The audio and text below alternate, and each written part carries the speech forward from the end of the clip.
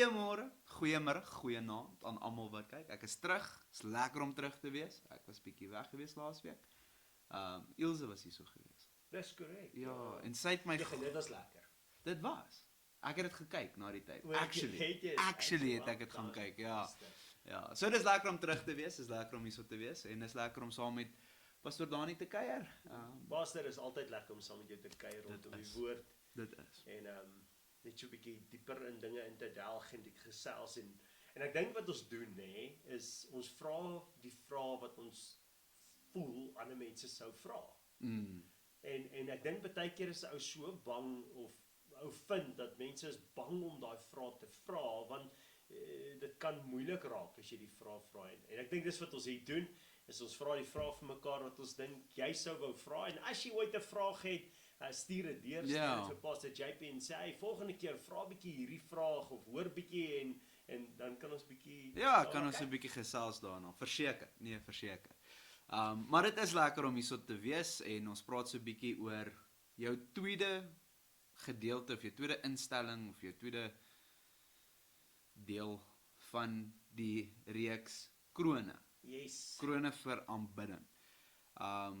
Ek was nou, soos ek sê, nie laasweek hier so gewees nie, maar julle het bietjie gesels oor die krone wat ons ontvang. Die krone wat ons ontvang wanneer ons die dag voor die regterstoel van Jesus gaan staan. En ek onthou so 'n paar weke terug by een van ons verdiep podcast episodes het ons gepraat van die regterstoel, die Bema seat.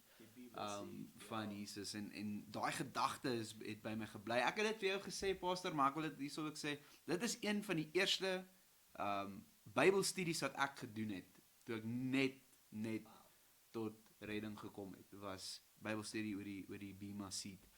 En ja, dit is funny hoe dit gebeur het, want dit was deur my oupa gewees. Maar anyway, groot lang storie, dis nie hoekom ons hier is. Ons is hier om te praat oor die krone wat ons gaan ontvang. Maar ek dink daar is iets significant in dit. Want terwyl jy dit sê, dink ek vir myself, dit is soos 'n great plek vir enige iemand om te begin. Is by die Bema seat. Dit is, verseker. 'n ding wat ek aan laasweek en hierdie week weer gesê het, dis 'n reality. Dit is iets wat gaan gebeur. Dit is ons dink baie keer as ons dink in die lewe hierna en dan dink ons aan ons gaan in die hemel wees. En dan wat gaan ons daar doen? But that's after this happens. En hierdie is 'n realiteit. 'n realiteit wat elkeen van ons in die oë gaan staar. En wat 'n wonderlike moment sou jy daar staan en jy besef dat jy staan nie voor die judgment seat of God nie, maar jy staan voor die Bema seat, die seat, die plek van waar hy belonings gaan uitdeel en nie judgment nie. Wow, dis bevrydend. Ja, verseker, want soos wat ons genoem het, die oomblik wanneer jy sê jy gaan voor die regterstoel van Jesus staan, en dis die Afrikaanse woord. Dan begin jy dink, maar ek weet nie of ek reg is daarvoor. Wat doen 'n regter? Wat doen 'n regter? Hy judge mos, weet? Dis nie al wat 'n regter doen nie. Dis nie al. 'n Regter gee ook belonings. Maar so jy het 'n bietjie aangegaan oor hierdie gedagte van die krone en die verskillende tipe krone wat jy kry. Pastor, sonder om in te veel detail te gaan, want ons het nog 'n hele uur. Wat se krone sal jy sê staan vir jou uit waar jy dink, gaan ek 'n kroon kry vir dit? Ja, so ek het Sondag afgesluit met die kroon van die lewe, as ek dan reg is, wat gaan oor die beloning wat ons sal kry as ons disippels maak. Wanneer ons uitgaan en mense na die koninkryk toe nooi. En ek het gesê, ek kan nog verstaan dat ons kan verskoning sê hoekom ons nie die ander krone het nie.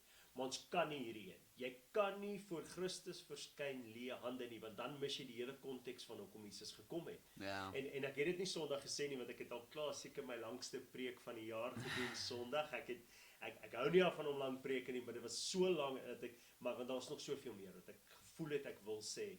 En dis die gedagte dat Jesus gee ons 'n opdrag. En hy sê gaan en doop hulle en maak disippels.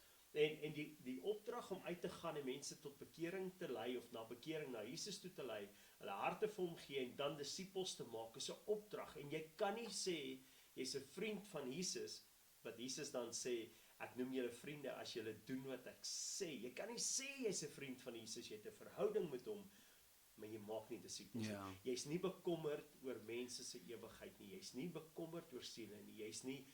Jy kan nie. Dit is vir my 'n konsep wat vir my te ver is en ek wonder, ek vorige week het gevra, ek wonder of iemand wat met daai mindset leef, wat so selfgesentreerd leef, wat baie van ons van tyd tot tyd doen en baie van ons al gedoen het, maar jou hele Christianity is about you Ja. en wat jy daaruit kan kry, wat God vir jou kan doen en dit gaan nie vir jou oor die ewigheid ander siele nie, dan dink ek kan nie dink hoe jy so leef en dan nog steeds kan sê dat die Heilige Gees ten volle in jou is nie, want die Heilige Gees gee ons God se hart, Ja. God se hart is vir siele, Ja. en daar's daai opdrag om uit te gaan, en jy moet tog wonder, wat word van daai ou se siel as hy hel toe gaan, wat word van my kinders, wat word van daai mense? Ja, dis die Heilige Gees wat jou dryf, né? Dis die Ja. Heilige Gees wat jou dryf vir dit. Nee, ek stem 100% saam, pastor. Ek dink dit word die universele opdrag genoem. Nou ons kan praat oor roeping en ons kan praat oor doel en alhoewel daar verskillende roepings is, jy Ja. weet daar's een doel Ja, in die roeping en die doel is siele. that's it. Jy weet wat ook al jou roeping is, waar ook al jy gelees, waar ook al jy geplaas is, waar ook al jy werk, waar ook al jy bly, waar ook al jy gebore is. Dis alles vir die doel van daar is siele daar waar jy is Ja, wat van Jesus nog moet hoor. is dit. En ek dink jy weet ons praat so van die missionale kerk en ek besef ons moet bietjie praat oor die krone, maar ons praat oor die missionale kerk. En die oomblik wanneer ons dit sê, dan dink ons missionaal beteken ons moet gaan. Jy weet, en ons moet vliegtuigkaartjies koop en ons moet gaan na ander lande toe en goed en daar is waarde daarin en daar is value daarin, maar missionaal beteken jy begin waar jy geleë is. Dis waar dit begin. Dit is die eers in Jerusalem. Dit is die biblical siening van mission. Ek bedoel, as jy kyk na Paulus, as jy kyk na al die apostels, hulle het begin waar hulle is. Ja. Paulus het rondgetrek. Maar sy immediate konteks daar waar hy was, dit is waar hy gepreek het. So hy het begin daarso en dan het hy uitgegaan en ek dink ek moet dit net sê is jy hoef nie Thailand toe te gaan om daai kroon te ontvang. Nee, Jy hoef nie jy weet eers na 'n ander dorp toe te gaan om daai kroon te ontvang nie. Jy ontvang daai kroon wanneer, soos jy sê pastor, wanneer jy daai begeerte het en wanneer jy nie net die begeerte het nie, maar wanneer jy op daai begeerte uitgaan. Pastor, die scary ding is dat daar's mense wat saam met, ek wil sê ons werk, en dan gaan mense soos, jy werk by die kerk, so ek kan nie sê ons werk nie, maar ek het ander werke ook. Daar's mense wat, ek praat met die kyker, daar's mense wat saam met jou werk. Dis veilig, ja. Wat pastor is bekend. Daar's mense wat saam met jou werk. Daar's mense wat in jou gesin is, in jou familie, breër familiegroep. Daar's mense wat deel vorm van jou vriendegroep wat dalk nie eers gered is nie. Hulle weet van Jesus. Maar om te weet van Jesus is nie redding nie. Ek praat vanoggend met iemand en die persoon vra my, maar wat is die verskil tussen geloof, jy glo Jesus is die seun van God, en geloof wat lei tot redding? Is daar 'n verskil en wat is die verskil? En ek vat hulle toe waar die woord sê, maar selfs die demone glo. Om te weet Jesus is die seun van God, is nie redding nie, maar om jou vertroue in hom te sit, hom na te jaag, sy Heilige Gees, en ek het dit Sondag weer genoem, die Heilige Gees in ons is die pand, dis die bewys dat jy gered is, dis die bewys dat jou naam in die boek van geskryf is. Nou is die vraag, okay, maar hoe weet ek dan, want ek kan nie die Heilige Gees sien as 'n pand nie. Jy weet dit wanneer die vrug van die Gees deur jou lewe begin opruim. En deel van die vrug van die Gees is hierdie goed wat ons lei na die krone toe. Ja. Dit is dit, jy weet so, daar's mense in ons direkte omgewing wat verder van Jesus al weg is as die mense in Thailand. Ja. So klim op 'n vliegtuig, vlieg en ons praat met Thailand, enige plek in die wêreld. Maar daar's mense wat in jou direkte omgewing is wat so ver, ons loop in die strate.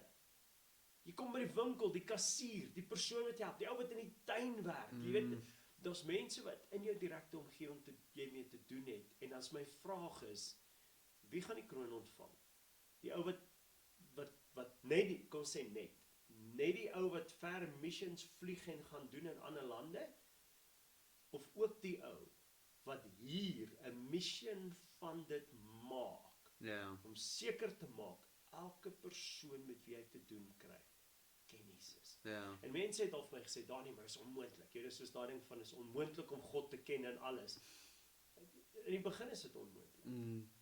Want ons wil is so sterk en ons idee van wie God is obskuur. Maar hoe meer jy dit begin doen, hoe minder is dit onmoontlik. Ek kan nie almal in een dag Ja. vertel van Jesus Ja. nie.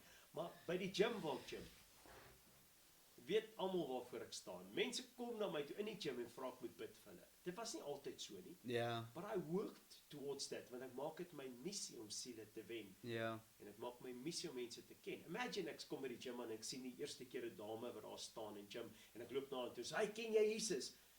Is Ja, maar weird. dis my missie. Nee, Ja. nee. Ek build relationship. Ja. Ek groet, ek's vriendelik. Ek laat my vrugte na en dan gaan die deur oop. But it's still a choice that you need to make. Daar moet 'n motivering wees. Ja. En dis hoe die beloning daar is. Die kroon is daar wanneer is die motivering. Dis die motivering. Ek dink ook dit is belangrik om te noem, pastor. As ek uitgaan en ek gaan vertel iemand van Jesus en ek share met hulle die gospel en hulle sê vir my dankie, maar nee dankie. Gaan ek nog steeds daai kroon ontvang of gaan daai kroon van my af weggehou word? Jy gaan die kroon ontvang want jou hart is reg, jou gesindheid is reg. Jy het die werk gedoen. Toe die Here vir Jona gesê het, hy moet na Ninive toe gaan, sou sy beloning gewees het based op sy gehoorsaamheid, nie based op die vrug nie.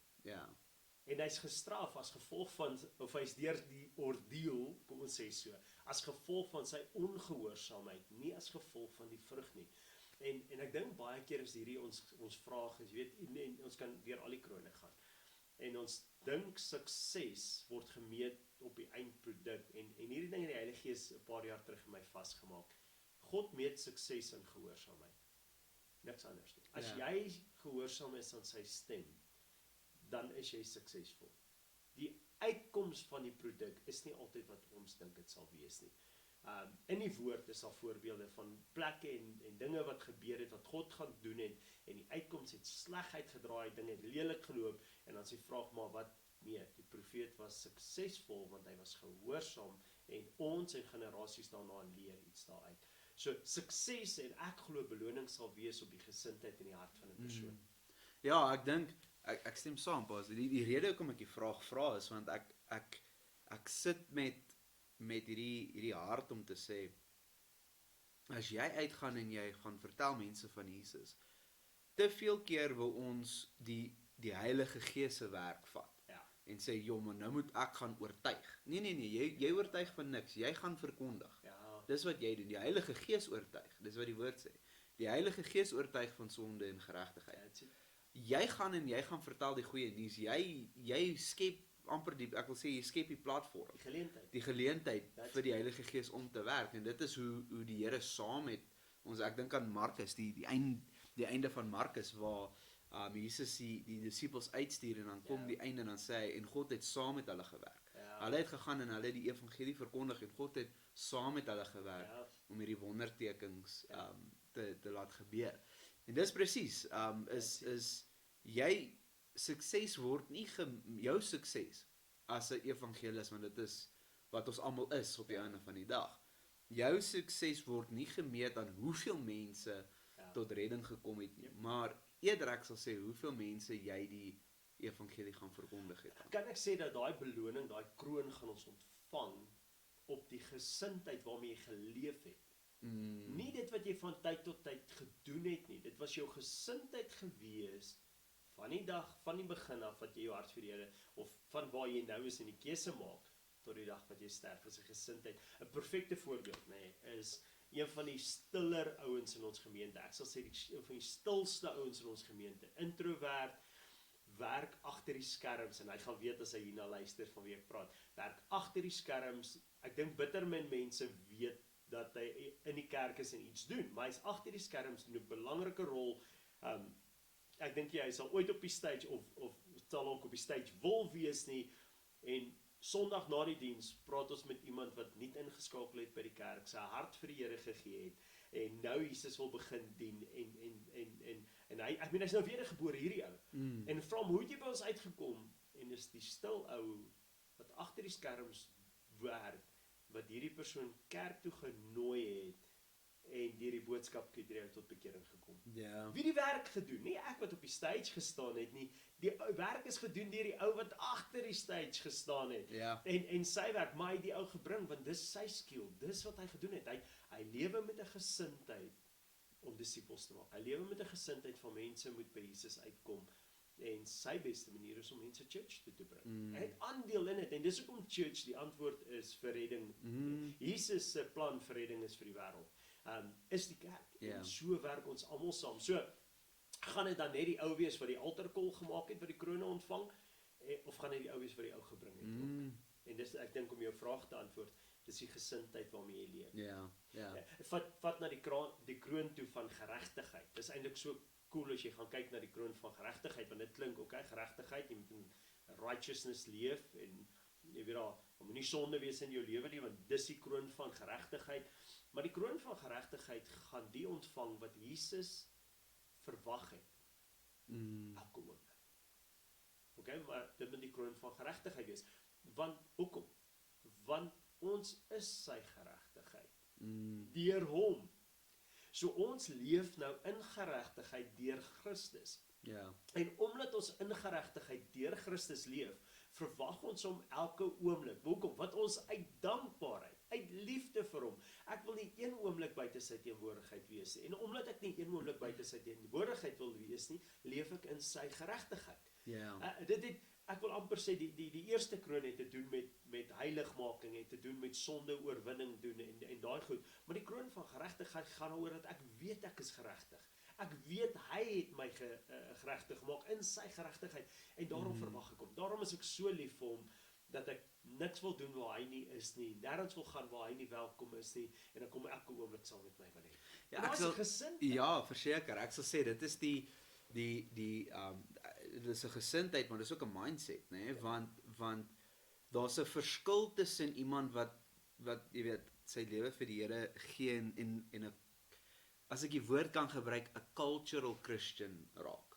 Hy's 'n Christen want dit is wat die kultuur, sy immediate kultuur vir hom is.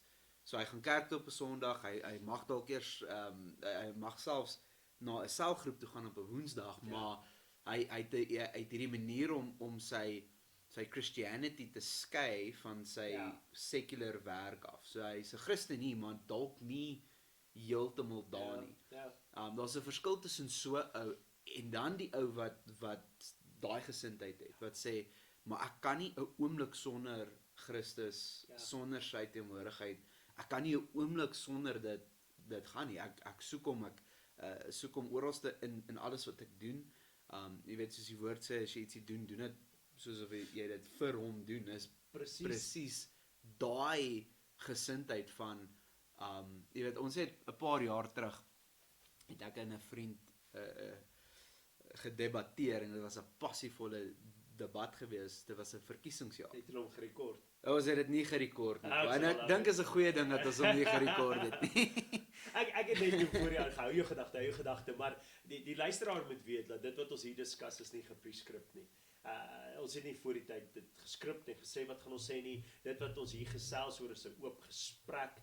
Daarom kan julle hoor dat ons dalk hier kan goed noem dat en nie noodwendig weet waar dit staan nie, maar soos dit staan daar, dit wat hier genoem word kan baie van dit opinies wees. En ons sal dit duidelik maak dat hierdie is my opinie. En hierdie is woord en dit, want hierdie is 'n open discussion wat juist die platform skep vir vra om gevra te word en dalk die moeilike vrae. So dit noem dit. En dis wat baie van hierdie debatte is en dis hoe jy sê ou moet dit nie rekord nie, want jy challenge baie keer jou eie thought proses met vrae wat jy vra.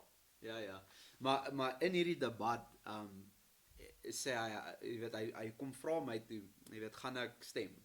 En ek sê ja, gaan seker stem, maar ek weet nie vir wie regtig om te stem nie en ek is nog op hierdie journey en goed en hy sê nee, maar hoe kan jy nie ek gaan nie die politieke party, maar hoe kan jy nie vir hulle stem nie? Ek sê ja, want hulle ek weet nie of ek heeltemal saamstem met hulle wat en hy sê nee man, kom, ons moet stem want ons moet dit en dit en ek sê ek hoor jou, maar hulle waardes, jy weet, en hy sê dit gaan nie oor waardes nie. En ek sê, wow, hoe kan jy dit sê?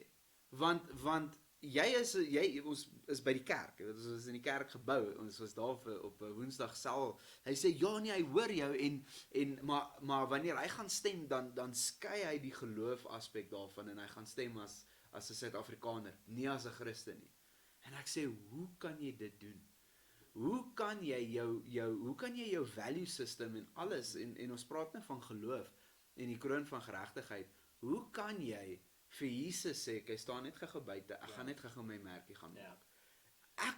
Ek kan nie sien dat ek dit doen nie, jy weet, en dis die verskil tussen die gesindheid, tussen die twee is juist dit, is ek kan nie 'n oomblik sonder sy teenwoordigheid, sonder sy leiding, sonder sy guidance, want ek verwag hom, ek verwag dat hy hier gaan wees, ek verwag dat hy my gaan lei, ek verwag dat, jy weet, dat hy deur my gaan werk, en ons praat so van verwagting, jy weet, ons vra elke Sondag, is julle hier met 'n verwagting, en dis juist dit, verwag julle, dat hy iets gaan doen, jy weet, of is dit 'n dooie verhouding, as ek dit so kan sou jy dan iets kon aanpak, wat jy nie verwag dat hy gaan opdaag nie, as jy met 'n verwagting leef.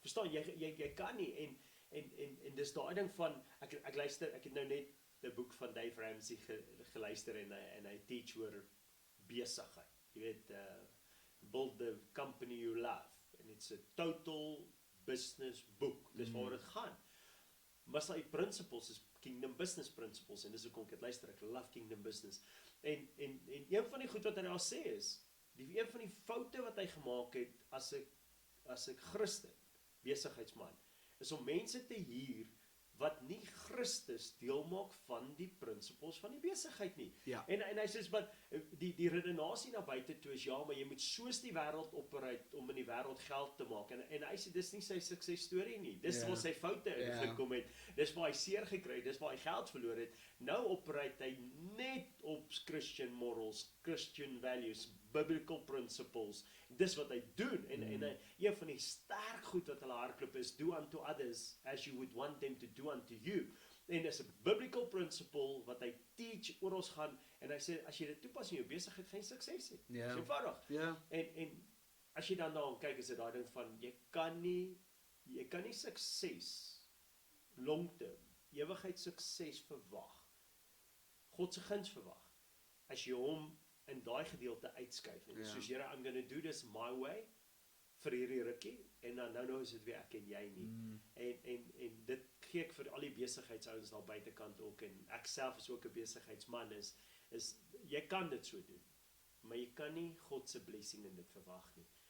Sit stil, en vra jouself, wat sou Jesus wou gehad het, as hy nou opdaag, waarmee sou hy jou wou besig gehad het, die manier hoe jy met jou mense werk, die manier hoe jy met geld werk, die manier hoe jy besigheid doen, en die manier hoe jy net algemeen lewe, jy het verwagting, dat Jesus gaan nou opdaag, en gaan hy happy wees met die manier hoe jy doen wat jy nou doen. Een van die krone, pastor, is die onverganklike kroon. Die onverganklike kroon, en die onverganklike kroon sê, die woord gaan gegee word aan die wat hulle dissipline. Dis die een wat Paulus praat, en hy sê, ek hardloop nie soos 'n atleet wat nie gedissipline is nie, ek fight nie soos 'n bokser, en dan praat hy daar, en sê, but you have to discipline yourself, jy moet jouself, en die kroon gaan gegee word aan die wat dan die vermoë ontwikkel het, om nee te sê vir die vyand. Sê, ek gaan dit nie doen. I'm not gonna do what you say I have to do. En as jy weer die vraag vra, hoekom krone, hoekom belonings, dan besef jy, maar, want dit is 'n motivering om nee te sê vir die vyand. Jesus is die inspirasie, hy is die rede hoekom ons hierdie gedagte en hierdie gesprek het, hy is die rede, maar die motivering is, ek gaan eendag met 'n kroon sit, wat sê, ek het die duiwel oorwin in hierdie sonde in my lewe, en ek gaan hierdie kroon vir Jesus kan teruggee, op by sy voete gooi, en sê, dis as gevolg van nie. Ek love it, want discipline, jy kan dit strek oor enige facet van die lewe. Jy weet, en ek love hoe ons nou gepraat het van besigheid, business het baie discipline wat daarmee saamgaan. Maar selfs met jou persoonlike lewe, jy weet, en hoe meer verantwoordelikhede jy aanpak, ek dink so aan, jy weet, omdat ek nou met die jonger mense werk, is daar 'n hele paar mense wat nou klaar maak met skool, en wat nou, jy weet, volgende jaar gaan universiteit toe en ek ken 'n paar mense wat tans in universiteit is en wat nou net klaar gemaak het met skool en jy weet op skool is dit maklik want die dissipline en die rotine word amper vir jou gegee en jy word geforseer om daarin te bly, maar die oomblik wanneer jy uit die skool uit is, nou moet jy daai goed self doen. En hoeveel keer, Pastor, jy kan ook seker getuig hiervan, hoeveel keer het ons nie al mense gesien wat die eerste jaar of die eerste 2 jaar na skool is dit vir hulle verskriklik moeilik om alles te juggle, want daar is nie daai dissipline ingebou nie. En hierdie is 'n tyd van dissipline wat jy nou moet leer, maar in jou persoonlike lewe, jy weet, in terme van jou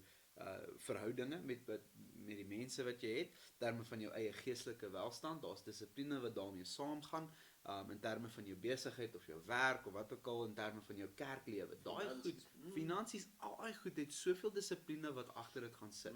Hoeveel mense het ek al mee gepraat wat ek nie simpel, jy praat van finansies. Dan vra ek die vraag, het jy 'n budget? Jy weet, hulle sal praat en dis vriende van my, jy weet, en ek kan seker hulle name sê, ek sal nie, maar ek kan seker hulle name sê en hulle sal sê ja. Maar dan praat ons, dan sê hulle, ek kom nie 'n maand deur nie. Hier laaste 2 weke, week voor payday is dit 'n struggle, want hulle het nie meer geld nie en hulle het nie, en dan vra ek, maar het jy 'n budget? Hoe lyk jou budget?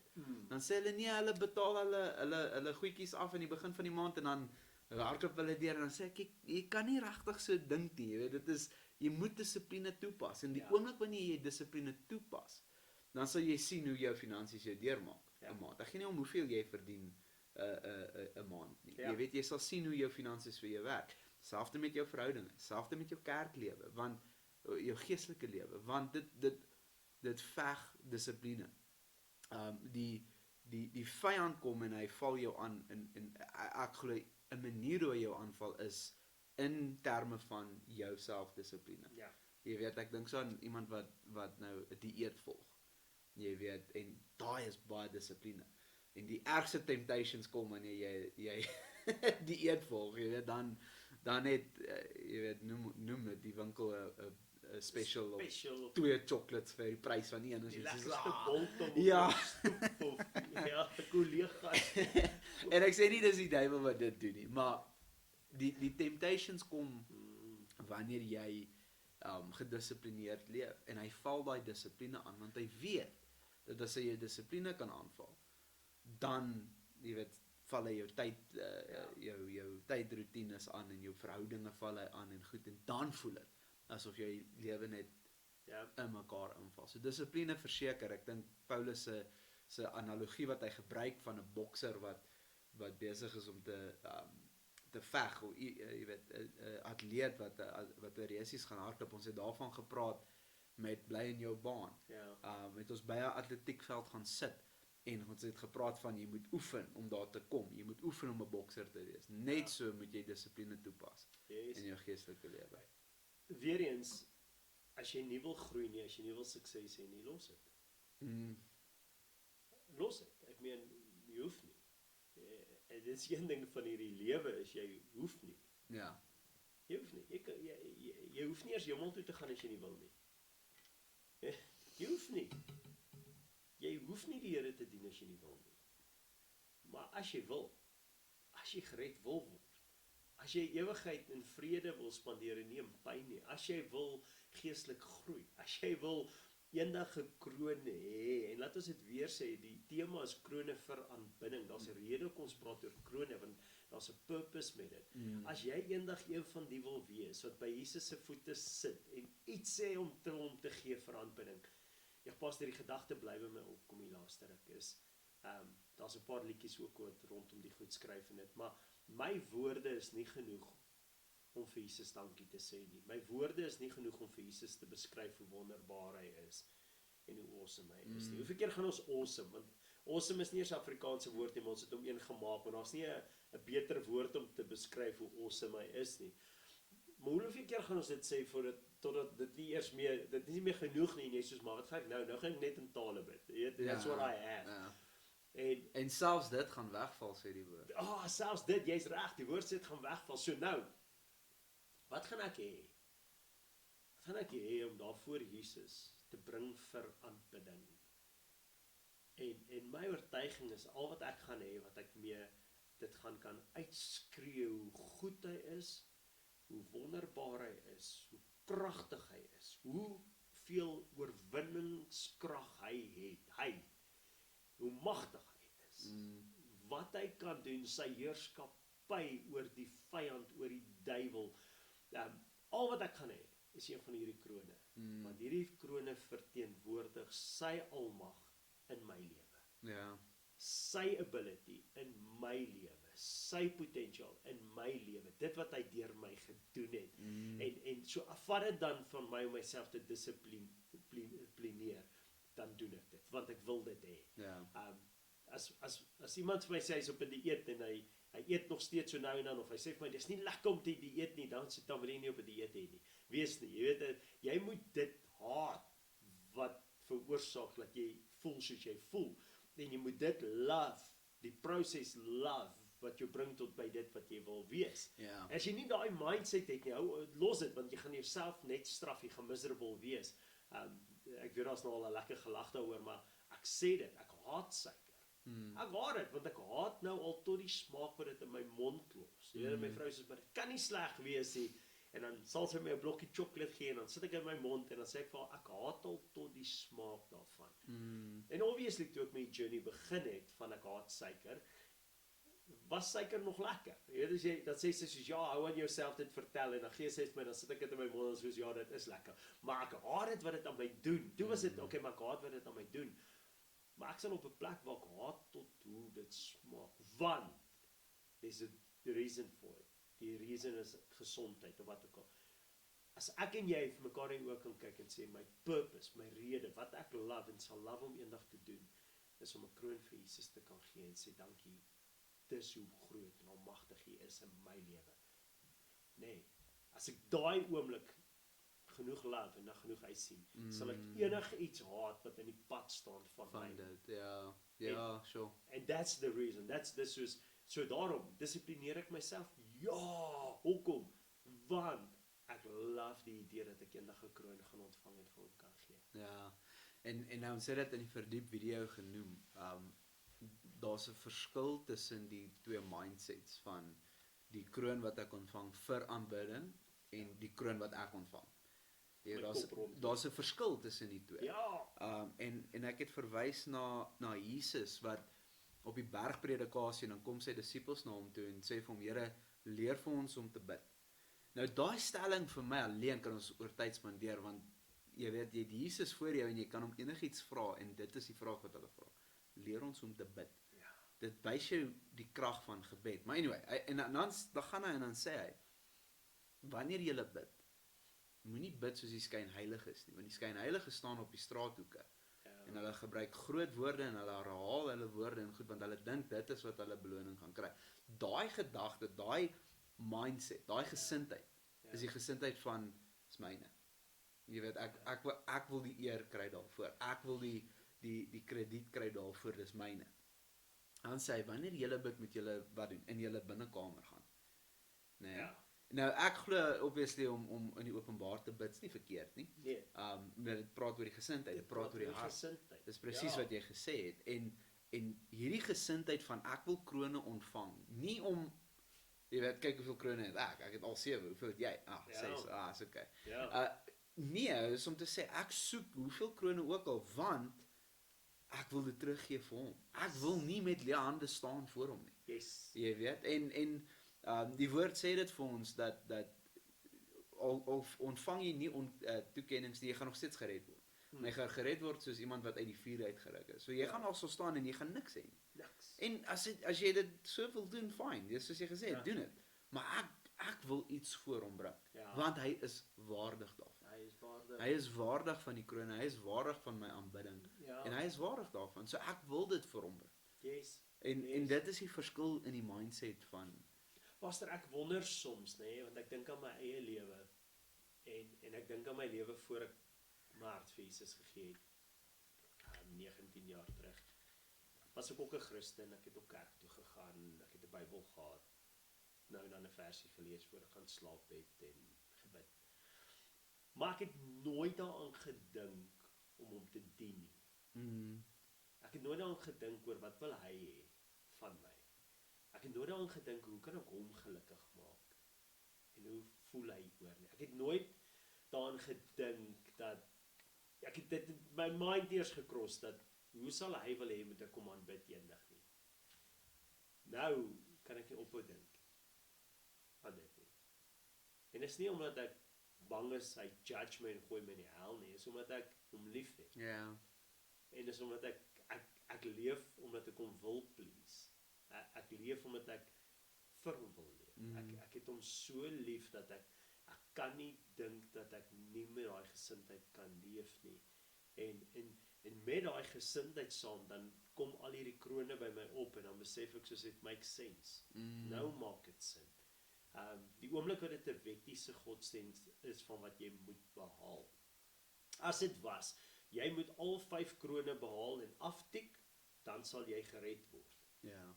Dan sou dit hierdie wettiese ding gewees het wat ons moet nastreef. Jy moet hulle aftik en 'n plek kry en dan word jy gered. Dan haal ons die liefdeverhouding heeltemal uit dit uit. Maar as dit is wat dit is en hoekom Paulus dit nagestreef het, want hy het 'n verhouding gehad met Jesus, dan sit 'n ding van ek wil dit nou doen because I love him. Ja. Because I love him en ek het al hier probeer dankie sê and it doesn't feel enough. Ek het al hier probeer my liefde aan hom bewys en hom worship en it doesn't feel enough. En ek is seker hy soos ek weet my seun, ek weet jy's lief vir my and I want to give you more. Father, I want to give you more. I want to worship you more. En as ek dan lees oor die kroon dan soos Paulus het verstaan. Petrus het verstaan. Johannes het verstaan. Ja. Ons gaan iets kan teruggee en dit gaan hierdie onverganklike krone, hierdie krone wees. Jesus sê maak vir julle skatte in die hemel bymekaar. En 'n skat verwys na iets wat so valuable is dat dit iets worth, dit 'n waarde, daar's 'n waarde aan dit. Wat in die hemel gaan 'n waarde hê? Ja. Wat gaan priceless wees? Wat gaan iets wees met 'n waarde? Want die strate gaan vol goud wees. So wat ek glo dat dit hierdie kroon is, dis die skatte. Ja. En dis 'n onverganklike kroon. So ek het al begin dink en dis nie skrif nie, daar staan nie skrif vir dit nie. Maar ek het al gedink as ons krone gegooi het en almal het hulle krone gegooi, of mag ek teruggaan en my krone weer gaan haal, want ek wil dit weer gooi. Ek wil dit weer. As ons dit gooi, wil ek dit weer gooi by sy voete en weer gooi by sy voete en môre weer gooi by sy voete en net dit herhaal. We don't know what's going to happen in the new world that God is creating. Al is dit dan net 'n oomblik. Wil ek graag daar kan staan. Nie met leë hande. Ja. Nie met leë. En ek het dit Sondag ook gesê, maar ek wil dit weer sê, is elkeen van hierdie krone is haalbaar. Jy weet daar's 'n kroon, ek dink is die kroon van heerlikheid. As ek reg onthou, daar's 'n kroon vir die geestelike leiers in die gemeenskap, in die kerk. En die kroon is direk aan die kerk setup, kerk structure verbind. Dis hoekom kerk ook belangrik is, Dis hoekom kerk ook belangrik sal wees. En ek spandeer tyd met die Heilige Gees. En ek praat oor, ek dink dis Petrus wat oor hom praat, die 1 Petrus, en dan praat hy direk met die kerk, die ouderlinge. En dan gaan hy na pastore toe, herders toe. En ek praat met die Heilige Gees en ek vra my, hoe encourage jy die lidmate van die kerk met 'n kroon wat net ek gaan ontvang? En die Heilige Gees begin my praat oor die regte gesindheid as 'n Christen. Die gesindheid wat nie sê, ek kom net om te ontvang nie. Maar die gesindheid wat sê, omdat ek ontvang het, en omdat ek verstaan hoe belangrik die ewigheid is, wil ek graag ook leiding neem. Ek wil graag ook mense vertel, maar nie net vertel nie, disippels maak. Ek wil graag ook, en dan word ons almal herders. Dan word ons almal herders. Jy luister dalk hierna en jy sit in 'n familie setup tussen mense wat nie rigting het nie, wat nie groei nie, wat nie beweeg in hulle godsdiens nie, en hulle wag vir 'n leier. En jy kan as 'n herder optree tussen daai mense, kan jy die roeping van Christus ontvang om tussen daai mense as 'n herder op te tree. Jy kan die persoon wees wat die mense by jou werk nader en alles, en miskien is jy nie die een wat kan preek nie, wat hulle rigting gee en sê, hey, dit is tyd om by julle kerke uit te kom. Jy weet, wat ook al, jy kan rigting gee en soos 'n herder optree, Ja. en dan kan jy selfs daai kroon, daar's nie een van hierdie krone wat buite ons bereik is nie, wat buite jou bereik is nie. Soos jy nou gesê het ook, dit gaan nie oor die sukses wat jy behaal nie, maar dit gaan oor jou gesindheid en jou hart en jou liefde vir Christus en die werk van die Here. En dit kom uit daai verhouding wat jy het met hom. Ja. En pastor, ek wil ietsie daaroor sê. Dis dalk nie die beste manier om daarna te kyk nie, maar ek is iemand wat sê ek gee nie regtig baie om wat jy dink van my nie. Nie jy nie, maar soos mense, jy weet, want ek dink dat een van die lesse wat ek al vroeg in my lewe geleer het, is nie almal gaan van jou nie. Ja. En dis okay. Jy Ja. weet, en ek is op daai punt, en ek sê ek weet nie of dit 'n goeie ding is nie. Ek is op daai punt waar ek nie omgee regtig daaroor nie. Daar's een persoon wie se opinie vir my baie saak maak. En dis my vrou se opinie. Wat sy van my dink maak vir my meer saak oor enige iemand anders se opinie oor my. Ja. Jy weet, as iemand vir my sê ek jy weet, lyk nie mooi nie of hierdie hemp pas my nie of iets, sal ek sê, okay, dankie vir jou opinie. Maar as my vrou vir my kom sê, hoorie, ek dink nie daai hemp lyk mooi nie, dan sal ek 'n ander hemp gaan aantrek. Ja. Want daar is daai verhouding en daai liefdesverhouding. En wanneer ek dit moet terugbring na my verhouding met Christus toe, en jy het dit gesê, is nie 'n wettiese ding nie, dan is dit soos, jy weet, as ek dorp toe gaan, en ek vra vir my vrou, wil jy saamgaan? En sy vra vir my, wil jy ek moet saamgaan? Dan is my antwoord altyd, ek wil altyd hê jy moet saamgaan. Ja. En dit is my siening, is Jesus sê, hoorie, ek wil hê jy moet hierdie krone kry. Want jy weet, dit is soos jy sê, wat anders kan die grootheid en die goedheid van Christus uitbeeld? Ons moet onthou dat Efesiërs 2 kom en sê, jy het al hieroor gepreek, die masterpiece. We are his craftsmanship created in Christ Jesus for good works Ja. that he has ordained for us. Ons moet besef dat die krone, jy het dit nou ook gesê, die krone praat nie van hoe goed ons is nie, maar dit praat van hoe goed God deur ons is. Ja. Jy weet, want daai krone, die achievements wat ons behaal, is die achievements wat hy behaal deur ons. That's it.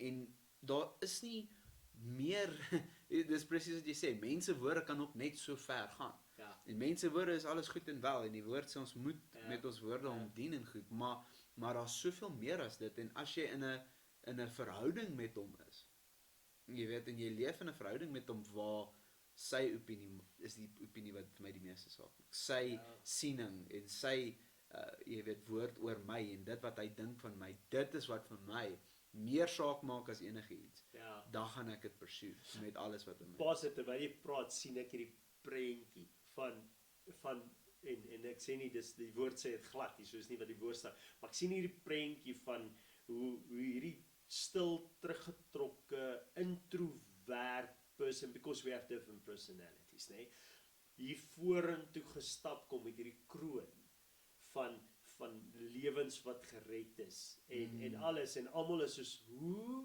het daai persoon lewens gered, en is soos 'n klomp siele wat hierdie kroon verteenwoordig, wat na die Here toe gelei is, en ons staan verbaas, en is soos, dit was dan daai introvert, hoe kon hierdie persoon hierdie kroon ontvang het, en dan besef ons, want daai persoon het toegelaat dat Christus deur hulle die onmoontlike doen, en daai kroon word aan Christus, en is soos, that's why, is alles as gevolg van Jesus, en dan kom hierdie persoon daar verbygestap, soos ons al stereotype mind hê, met al die bells en whistles en tattoos en alles kom maar ingestap, en ons is soos, die ou, en hy loop met 'n kroon van die onverganklike kroon, wat beteken hy het alle sonde in sy lewe oorwin, die gesindheid, hy het dit oorwin, en hy het gedissiplineerd, en ons is soos, dit lyk nie soos een van daai ouens nie, en ek ken sy geskiedenis, man, ek dis onmoontlik, kan nie, hierdie ou kon nie, hy kon dalk 'n paar ander goed reg, maar hy kon nie, onmoontlik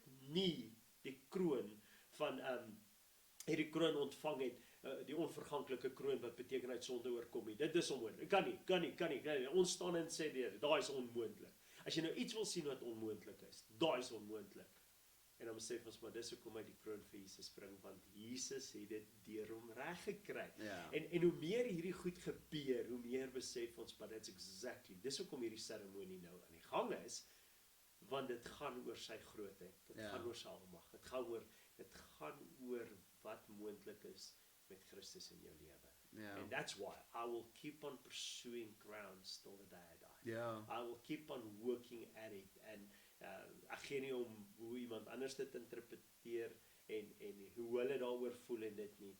Vir my gaan dit oor, dis 'n kroon van aanbidding. Ja. And I want to give it back Ja. to him. I want to give him back to him. Ja, en ek dink dit is 'n dis 'n biblical way of looking at it. Jy weet, gaan dit presies so lyk, ons weet nie. Jy weet, dis presies wat jy sê, ons weet nie, maar jou gesindheid is waarna God kyk. That's it. Jy weet, God is nie 'n mens wat na die uiterlike kyk nie. Hy kyk na die innerlike, hy kyk na die hart en na die hartskondisie. En dit is my boodskap aan die luisteraars. Dis my boodskap is om te sê, pursue die krone, maar bo en behalwe dit, gaan doen selfondersoek. Om te gaan, jy weet, die enigste persoon, of moet ek sê, die enigste 2 persone wat hierdie vraag kan beantwoord, is jy en God. En die vraag is my hart op die regte plek? Is my motiewe reg? Is my motivering, is dit op die regte plek? Ja. Doen ek dit vir die regte rede? Doen ek dit vir aanbidding? Of doen ek dit vir eer vir myself? Want hier is die waarheid, as jy dit vir jouself doen, dan gaan jy nie die kroon ontvang nie. Jy kan niks, Die kroon gaan nie jou nie, hy gaan nie vir jou die kroon gee nie. Dit, Ja. jy weet, jy het jou beloning reeds ontvang. jy sou dit al hier ontvang. So, gaan doen selfondersoek en gevra vir jouself die vraag, is my motief reg? Is my hartskondisie reg? Is my gesindheid reg?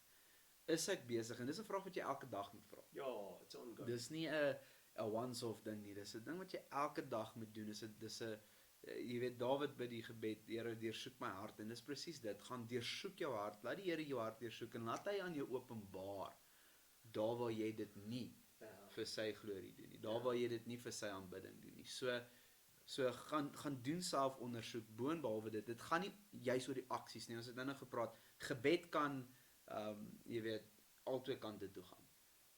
Dit gaan oor die hartskondisie, en die vraag is jou hartskondisie reg? Is jou gesindheid reg rondom hierdie goed? Ja, Pastor, ek sal afsluit met die gedagte van die een kroon wat ons nog nie oor gepraat het nie, is die kroon wat ons sal ontvang wanneer ons deur moeilike tye gaan en nog steeds aan Christus vashou. En ek het nou net 'n gesprek met iemand gehad wat my vra, en sê, Pastor, maar hoe weet ek's gered? Hoe weet ek en ek het daaroor in deel 1 gepraat, hoe weet ek my naam is geskryf in die boek van die lewe? En ek sê die enigste manier hoe jy weet, is wanneer jy die Heilige Gees ontvang het. En die persoon is, maar hoe weet ek het die Heilige Gees ontvang? Ek sê, ek het daaroor gepraat in deel 1, dis wanneer, die skrif sê, jy gelei word deur die Heilige Gees. En hierdie mag dalk 'n baie ernstige noot wees waarop ek afsluit, maar dit is vir my belangrik, en ek het Sondag gesê, want ek moet my hande kan was in onskuld eendag, en ek sê dit vir die luisteraar, jy moet verseker wees van jou redding, en die enigste manier om verseker te wees van jou redding is wanneer jy gelei word deur die Heilige Gees. En ek kan nie sien, en ek challenge jou met dit, dat jy gelei word deur die Heilige Gees, gered is, en jy het geen begeerte in jou hart om die Here te dien nie. Jy het geen begeerte in jou hart om krone te ontvang tot sy eer nie. Ek kan nie sien hoe ons dan hier kan sit en sê, ja, maar die Heilige Gees is in jou nie. Ek kan dit nie sien nie, ek kan dit nie sê nie, ek kan dit nie, daar's geen bewys van jou redding nie. En so ek challenge die luisteraar met 'n baie ernstige pleit na buite toe, is ons moet met geloofsekerheid leef.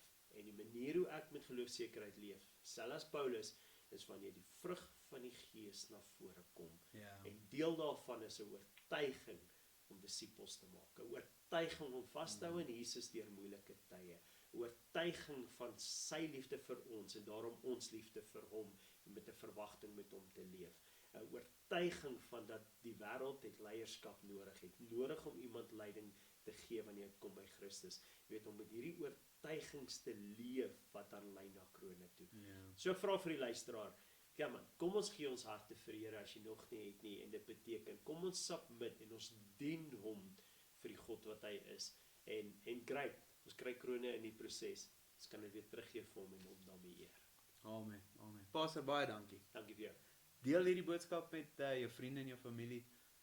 As dit jou gebless het, dan is dit my gebed dat dit hulle ook sal bless en wie ook al hierna luister. As jy iemand nodig het, reik uit na ons toe asseblief. So dit like om jou hand te skud in persoon en 'n koffietjie te drink en net met jou saam te bid.